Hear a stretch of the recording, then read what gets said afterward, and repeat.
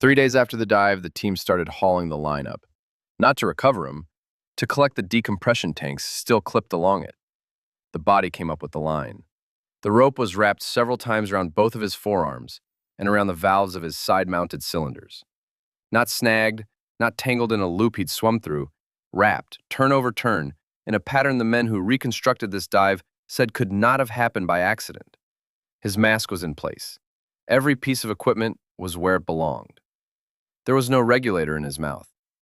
One of the last things this man did with his hands was tie himself to the line. 30 years later, nobody can tell you why. Nobody can tell you why, and that is the part that doesn't fit. Because this was not a man who improvised. He taught high school mathematics in Live Oak, Florida, Suwannee County. He graded papers, ran a classroom, and on weekends, he went into flooded caves that were killing people at a rate nobody had a name for yet. In the 60s and 70s, cave diving had no rules. It had enthusiasm and funerals. Divers went in with a single light and no line and came out or didn't. And when they didn't, the community shrugged and called it bad luck. He refused to call it luck. He started collecting the deaths. Every fatality he could get details on, he wrote up, took apart, and looked for the decision that started it. Not the moment of drowning, the mistake 3 steps earlier. He turned other people's bodies into data, patiently, for years. And out of that, he wrote a book. Basic Cave Diving, a blueprint for survival. Thin, plain, no adventure in it at all, just the rules. And behind each rule, the specific dead person who proved it was needed. Run a continuous line to open water. Keep 2/3 of your gas for the way out. Carry 3 lights. Don't go deeper than your training. Those rules are still taught. They are the reason cave diving stopped being a body count and became a discipline. In 1974, he became the first chairman of the cave diving section of the National Speleological Society. And one writer put his standing this way: "It is almost impossible to overstate." Thousands of divers are alive because a math teacher wrote down how not to die. And when they pulled him out of that sinkhole in Mexico, he had done something no rule in his own book accounts for. He'd already met the thing that was waiting for him. 8 months earlier, on the other side of the world, August 1993, Bushman's-Gat, South Africa, a flooded cave under the Kalahari, and Exley went down its shaft on a single descent to touch the bottom. Somewhere past 800 feet, deeper than any human being had gone on open-circuit gear, his body began doing something he had not authorized. His vision blurred. Not the tunnel narrowing of narcosis. His eyes simply stopped resolving. Then the shaking started. Tremors through his hands and arms, coarse and continuous, the kind you cannot clamp down on by deciding to. He was at the deepest point any diver had ever reached, holding a schedule that allowed no error, and his hands were vibrating on their own. High-pressure nervous syndrome, HPNS, and it does not respond to willpower, experience, or calm. He kept going, touched bottom, started up, and on the ascent, somewhere before his first decompression stop at 400 feet, the symptoms let go of him. By the time he reached the surface, there was nothing left of it. No lasting damage, no residue. Here's what he did with that. He wrote it down. Visual symptoms, somatic symptoms, neurological symptoms, onset depth, resolution depth. He filed his own near miss the way he had filed hundreds of other people's deaths, in the same flat clinical language, and added it to the record. Then he went back to planning a deeper dive. Not out of recklessness, out of the opposite. He had a data point now, and the data said the symptoms cleared on ascent and left nothing behind. Survivable, manageable, a variable to be planned around, like gas volume or decompression time. After that September's expedition in Mexico, the team reported something they considered good news. More than 30 dives at extreme depth and no pressure-related problems. They had every reason to believe the wall could be scheduled. The wall cannot be scheduled. Below a certain depth, there is no gas that lets you stay yourself. Narcosis was chemistry. Nitrogen dissolving into the fat of your nerve cells, softening every signal until you are drunk. The fix looks obvious. Take the nitrogen out. Put in helium, a gas so light it barely touches you. Helium works. It buys you a clear head at depths where air would have you 4 drinks deep. Then you keep descending, and helium turns on you. Past roughly 500 feet, the pressure stops being chemistry and becomes force. It presses on the nerve membranes themselves, on the structures carrying every signal in your body. Your hands start shaking in a rhythm you did not begin and cannot stop.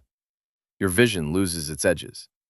This is HPNS, and training does not touch it because nothing about it is psychological. Your nervous system is being physically compressed. So you put nitrogen back in. It quiets the tremors. It also returns the drunkenness, and it thickens what you breathe. The mix in his tanks ran 14 grams per liter at that depth. Drawing that through a regulator is like breathing air at 330 feet, while you are already at 870. His backup mix was 21 grams, like air at 487. You are not taking breaths down there. You are pulling syrup through a straw, and every pull leaves carbon dioxide behind that you cannot clear. What stops me is that there is no correct answer. Every mixture at that depth breaks something. You are not choosing a safe gas. You are choosing which failure you would rather have while you work. His bottom mix was 6% oxygen. Breathe it standing on the deck and it kills you. It only becomes air when the water is heavy enough. April 6th, 1994. Rancho La Azufrosa, northeastern Mexico. Zacaton. 2 days of work already done. Decompression tanks clipped along the lines at their assigned depths. 2 weighted guidelines dropped into the pit, 25 to 30 feet apart, one for Bowden, one for Exley. They went in together and were alone the moment they left the light. 30 feet of black water between them, neither could see the other, and at the depths they were going, neither could have helped if he had. Bowden started a few seconds first. The descent was planned to take 10, 12 minutes. Understand what the gas does down there. At 30 atmospheres, an ordinary scuba tank holds less than 2.5 usable cubic feet. 2 or 3 minutes of breathing. Less if you work.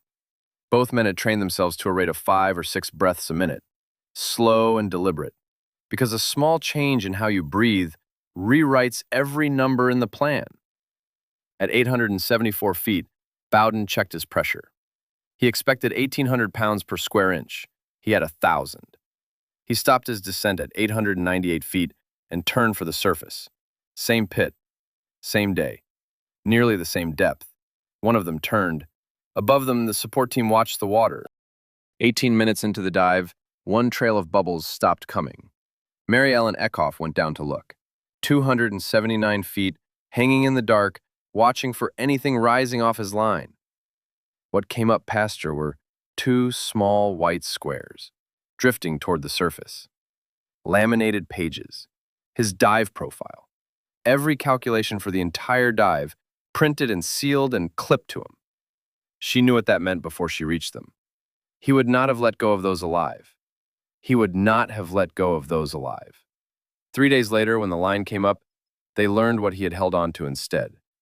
The wrist computer read 879 feet, 270 meters, deeper than any of the preliminary reports first said, shallower than others claimed, and to this day, the number varies depending on which document you read.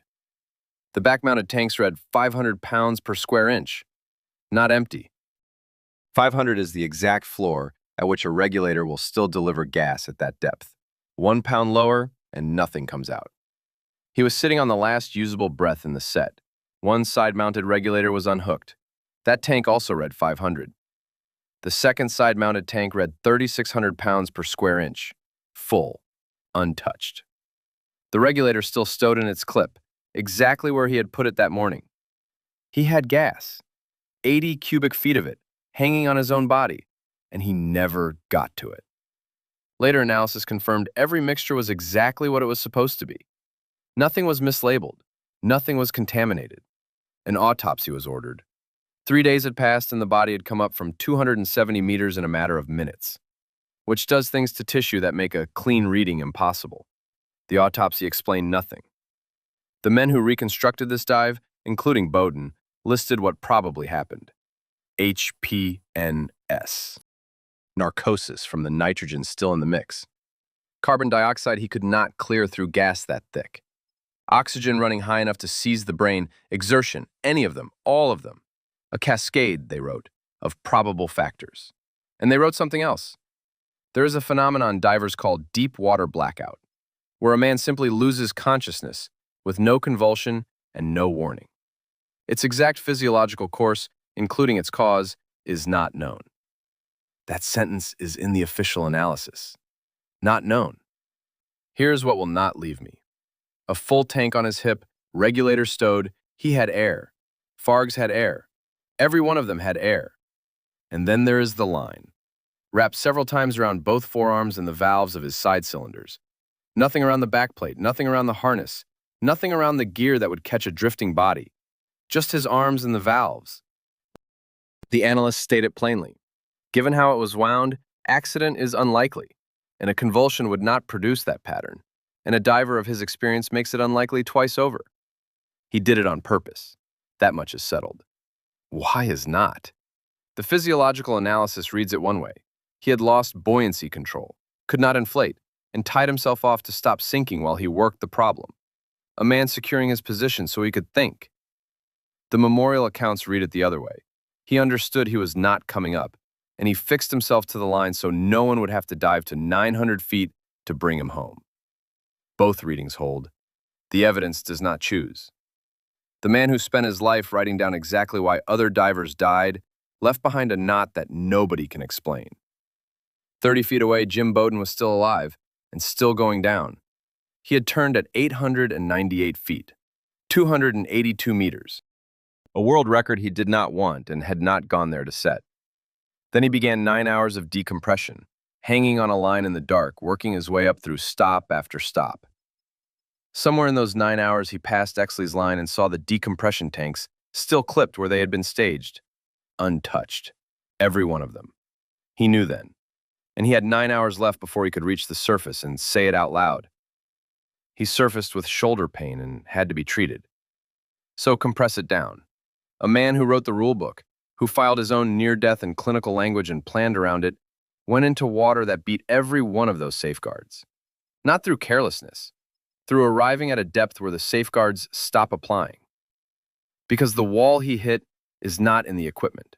His gear was in place. His mixtures were correct. His gauges worked. A full tank hung on his hip. It is not in the gas. It is not in the water. The nervous system fails first, yours, compressed by the weight of everything above it until the signals stop arriving properly, and the man who could have solved the problem is no longer entirely there to solve it. The wall isn't in the ocean. The wall is in you, and nobody can tell you where yours stands until you are already past it. The bottom of Zacaton has still never been reached by a human being, not in the 30 years since. The pit was finally mapped by a robot, built by NASA and Stone Aerospace, as a testbed for machines meant to search for life under the ice of Europa. To see the floor of a sinkhole in Mexico, it turned out to be easier to build something for another planet. Some places don't let you in. They only let you send something that doesn't need to come back. Beneath doesn't stop at the surface. Subscribe and we'll go to the next place the record runs out.